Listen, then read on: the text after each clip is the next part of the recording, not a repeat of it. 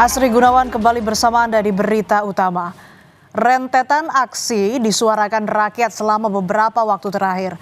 Sejak 25 Agustus, warga menuntut penghapusan sejumlah kebijakan yang dinilai merugikan rakyat. Salah satu pemantik kemarahan rakyat adalah kebijakan kenaikan tunjangan DPR.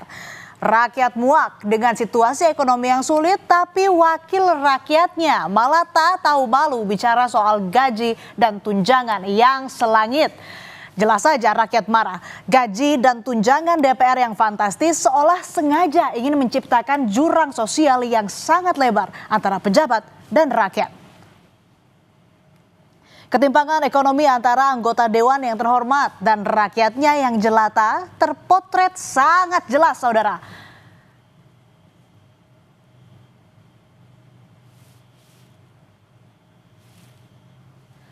Salah satu contohnya dialami keluarga di Kabupaten Sragen, Jawa Tengah yang terpaksa hidup di rumah tanpa atap selama 2 tahun terakhir. Dari 3 ruangan yang ada, hanya 1 yang masih layak digunakan. Mereka pun terbelit kesulitan untuk mencukupi kebutuhan sehari-hari.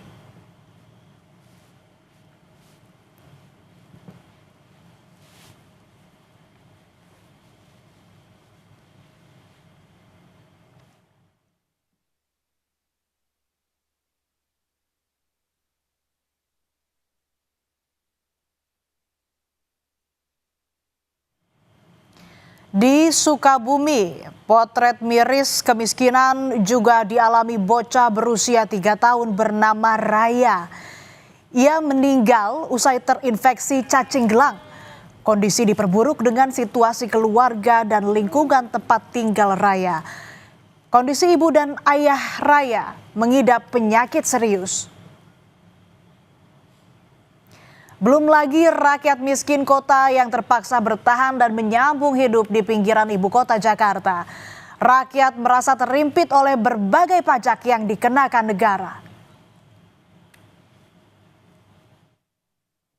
Kita beli sesuatu ke mall kena pajak. Lewat jalan kena pajak. Isi bahan bakar kena pajak. Gaji belum dinikmatin kena pajak. Ini bayangin ini, semua dipajakin. Bangun rumah kena pajak. Perbaikan rumah kena pajak. Semua dipajakin kita. Tapi timbal balik kita apa? Pernyataan mantan Gubernur DKI Jakarta Basuki Cahayapurnama atau Ahok tadi menjelma jeritan rakyat saat ini. Pendapatan warga yang minim tak sebanding dengan beban pajaknya yang mencekik. Contohnya saja, kenaikan pajak bumi bangunan perdesaan dan perkotaan atau PBBP 2 yang naik gila-gilaan di sejumlah daerah hingga mendorong gelombang unjuk rasa. Sementara di sisi lain, saudara, anggota dewan yang katanya wakil rakyat justru bebas dari pajak karena pajak penghasilan mereka rupanya dibayar oleh negara. Sudah dapat tunjangan ini itu, pajak dibiayai negara, ada lagi tunjangan hari tua dan uang pensiun yang akan diterima anggota dewan setelah tak lagi bertugas. Saat ini jumlah anggota dewan kita adalah 580 orang. Jika keseluruhannya memasuki masa pensiun, maka jabatan ketua DPR dengan gaji pokok 5,04 juta rupiah akan mendapat uang pensiun 3,02 juta rupiah per bulannya. Sementara wakil ketua DPR dengan gaji pokok 4,6 juta rupiah akan mendapat uang pensiun 2,77 juta rupiah per bulan dan anggota DPR dengan gaji pokok 4,2 juta rupiah akan mendapat dana pensiun 2,52 juta rupiah per bulan. Ditambah lagi tunjangan hari tua yang akan didapatkan walau hanya sekali tapi nilainya sebesar 15 juta rupiah. Aduh enaknya jadi anggota DPR. Kemarahan publik pun meledak. Mulai 25 Agustus 2025, sejumlah elemen masyarakat berdemonstrasi di depan gedung DPR Jakarta. Mereka memprotes pemberian tunjangan fantastis bagi anggota DPR. Tetapi anggota dewan yang terhormat justru tidak berada di kantor dan memilih bekerja dari rumah alias work from home. Sikap ini seolah-olah ingin memunggungi rakyat karena memilih abai pada aspirasi warganya.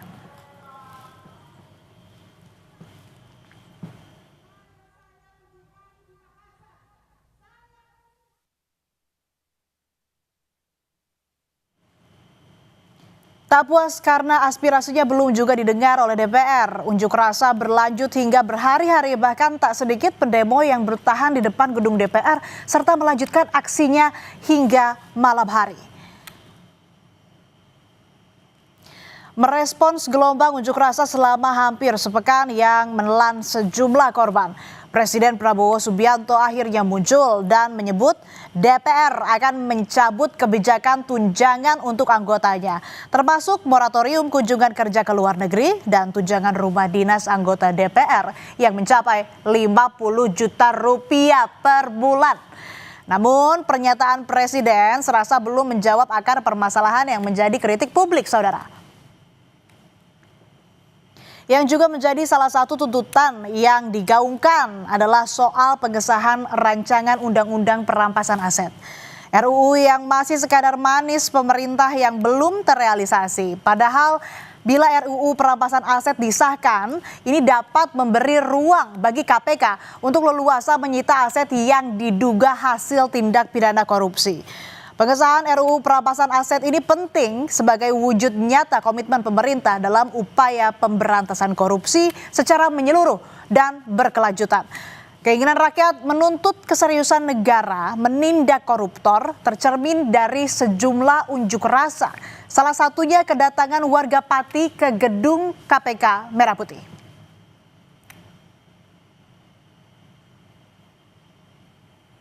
Di Purwakarta, mahasiswa dan sejumlah elemen masyarakat juga menggelar unjuk rasa di kantor DPRD dan Polres.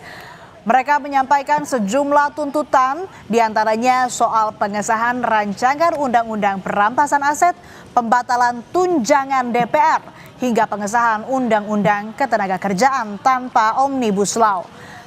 Pendemo menilai Omnibus Law dianggap merugikan pekerja karena lebih banyak pro pengusaha.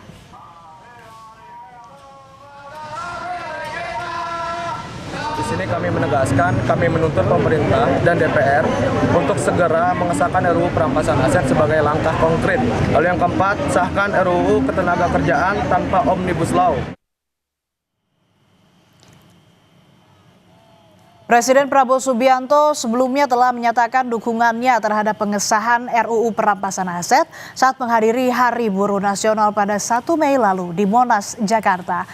Di hadapan buruh, Prabowo lantang mengatakan mendukung undang-undang perampasan aset. Saat ini publik tentu berhak menagih janji manis tersebut.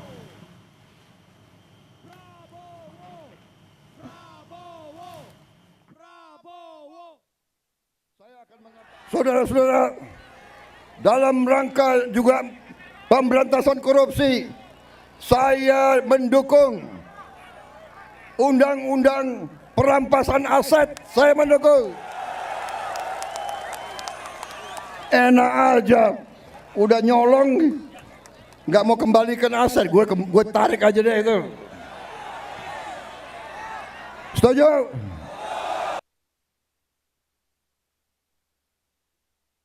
Dari semua karut-marut kondisi ekonomi yang sulit, mata kita tertuju pada program prioritas pemerintah, yaitu makan bergizi gratis.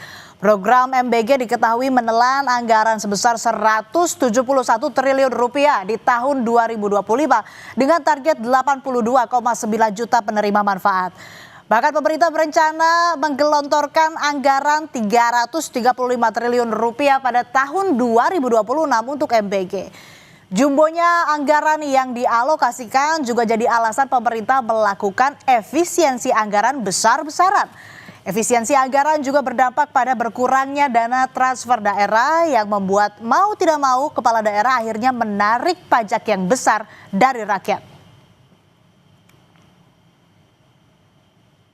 Pemerintah perlu mencoba untuk mengevaluasi kebijakan-kebijakan yang mungkin idenya bagus. Tapi niat yang baik itu nggak akan bisa maksimal kalau misalnya implementasinya nggak benar juga gitu.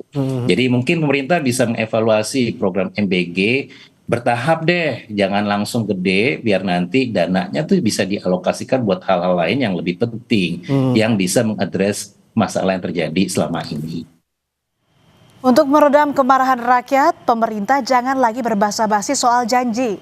Langkah konkret yang menyentuh akar persoalan perlu dilakukan secepatnya agar masalah tak melebar kemana-mana.